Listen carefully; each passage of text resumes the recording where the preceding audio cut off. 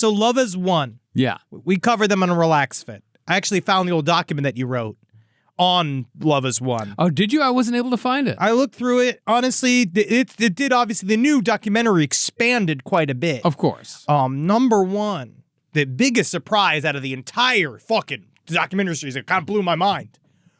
Robin Williams did this. Robin Williams. Welcome to Side Stories, ladies and gentlemen. I'm Marcus Parks here with Henry Zabrowski, and Robin Williams has a lot to fucking answer for. That's all I'm saying. I can't fucking believe Robin Williams decided to take, I guess, a break from crying in heaven next to Eric Clapton's Childs, get him a tissue, and then all of a sudden he comes down to earth to talk to fucking Amy. Talks to Amy and tells her how disappointed he is with everyone, tells everyone dietary restrictions. He's handing out meal plans. What is going on, Robin Williams? I think you need to cover your own shit right now. We're all looking for you. They killed the mid-budget comedy. All right, we need you back. And those of you that don't know, and if you don't know, I ain't know how to tell you what. But you go look up the new documentary. I forget what it's called. It's just called Love Has Won. Yeah, Love Has Won. I haven't watched the third episode yet. Just came out last night. But so the first two episodes were fantastic. I'll tell you what happens. She makes it. Amy's doing great. She's doing great. Her liver turns around. Do they take her? Do they finally take her to a 3D hospital? Absolutely not, no matter how much she begs. Amy Carlson is the cult leader that ran Love Has Won. I love the Wikipedia version of this at the very top. It's an American new religious movement. And Amy Carlson within the Love Has Won cult was referred to as Mother God. And they just fucking party with her. I mean, for me, when I was watching the second episode, there was a point where they're hanging out in front of a fireplace, and you just see a bunch of people sitting on the floor. Smoking doobs. They're smoking doobs. One of them takes a huge bong hit, and I realized that this was if a party house became a cult. Absolutely. But guess what, man? This is where you're ignorant. You're ignorant. Those were her tools. Those are her spiritual tools. They are also my spiritual tools. And Natalie finds it really funny. Every single time I go to smoke a bowl, I'm like, time for me to go tune up. Gotta go get my spiritual tools going so we can watch Great British Baking Show. Well, they've got all the archetypes. I mean, you've got the woman who's older than everyone else, who's funding and conducting everything. She's loving her life. You've got the woman who has abandoned her kids for a life of partying, but is still very conflicted about it, but yet still abandoned her kids. She reminds me a lot of Shelley Duvall. Yeah, you think She's very wide-eyed. She's gone. She's gone. But the one thing that Love Has Won, this new documentary did that was just was the using the actual current cult members and talking with them and getting it straight from the tap. Because these guys are also, I want to know who their dealer is.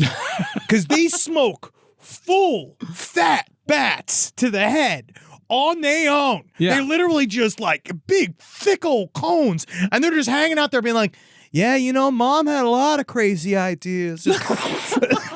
Yeah, bro. I bet she fucking did, dude. But they're also talking to these people 3 weeks after Amy Carlson died. Yeah, because, dude. I mean, not spoiling anything, but, Amy Carlson. Yeah, I don't want to ruin the ending for you. I mean, they show her dead body at the beginning, but she died from presumably liver failure. Oh, they saying straight up it is full across-the-board organ failure. Yeah. We watch her in the Love Has Won documentary, which I think is one of the most harrowing parts of it. Yeah, easily. You watch someone with no help whatsoever, no medication, no therapy, nothing, just slowly succumb to liver failure. Yeah. You're watching each one of her organs die. You watch her feet turn to like porcelain. Yeah, you watch her body break out in boils. And then she gets silver, baby. She starts dumping that colloidal silver. And originally, when we wrote our little write-up on it, we thought it was all kind of centered on COVID. Yeah. But they just thought it was going to fix everything. Yeah, that's because that's what people were saying at the time, because there were a lot of people at that point in history trying to use colloidal silver to cure COVID or to protect themselves against COVID. But these people had been doing colloidal silver for years before that and had been selling their own bottled, like with their shit printed off, like in stickers, that was the key. With papyrus font on it. Documentary also showed merch was huge. Gigantic. Big on the merch. And just like, I did not know they sold colloidal silver by the half gallon. Yeah. Because they just keep showing up. And then, so one thing that Love Is One documentary also, another thing it revealed that I thought was fascinating was the fact that Amy Carlson was like, maybe I should go to a hospital or maybe I should call my parents or my family. And they're like, no way, Mother God, you would never allow yourself to go to a hospital and call your family. A 3D hospital. They always call it a 3D hospital. 3D hospital, which also one of my favorite quotes in it too. Well, I got two. One was you know what, right now in the 3D world, mom's body's not looking too good. Which I do like that. And the other one was, there are no assholes or bitches in heaven, dear one. I wrote that down. There are no assholes or bitches in heaven. But she is just, she's dying. Yeah. And was aware of it. And her body's wasting away. She's rail thin. And she's not eating. She's not eating, and they called it spinning out because she would be on on her deathbed like, I'm not God. I'm Amy Carlson. I need to go to a I don't care if it's a 6G hospital, but I need to go to one that's here. I need to go to one right now. Put your phones on airport mode and take me to a fucking hospital. And they were all like, you would never allow yourself to do that. Yeah, you'd never. Like, that's the funny thing. I've never seen a cult leader get trapped inside of its own cult. I also think it's a phenomenon we see, which we talked about with Charles Manson. It's a phenomenon that they actually got to capture. Yeah. Which is, again, makes it very interesting, fascinating, is the fact that you get to see the cult turn on itself, but positively, which is kind of scarier.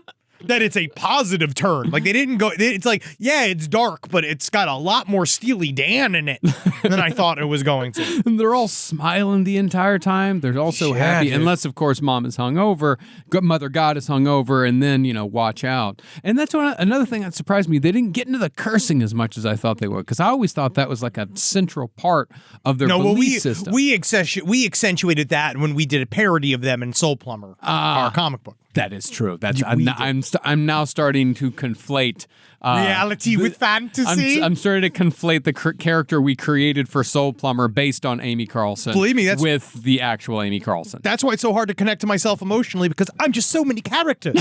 I'm so many different characters. I don't know what I'll be. Meow, meow, meow. You never know. God, it's exhausting. So I guess we'll cover it. I just wanted to quickly talk about this because at the very top, we said, again, she blamed Robin Williams. Well, she said she blamed Robin Williams. So part of what Mother God would do is that she would go and take her etheric meetings, which were long naps. Yeah. And in those meetings, where she was, you'd swear she was fucking asleep. Or passed out after she drank a bottle of vodka. But that's where you'd be dead ass wrong, friend. True. You'd be outside, man. Dude, you don't get it, dude. True. Robin Williams came to her as, I guess, a spiritual being and said, one of many spiritual beings that gave her outlines of what to do and how the group was supposed to behave and what was coming up for them. But it wasn't just him. There was an entire, what they called the Galactic A Team, which was a group of, everybody's favorites. Yeah. That would show up and talk to Amy alone. This fucking concert. If you listen, this is just a smattering of who was at the Love Is One Galactic A-Team crew. John Denver, Leonard Nimoy. This is real. Patrick Swayze, Donald Trump, Chris Farley, George Michael. He's loving it, man. I believe. There's one guy here. Steve Irwin, and honestly, and bat and cleanup. We never thought, but thank God he was there. It's John Ritter.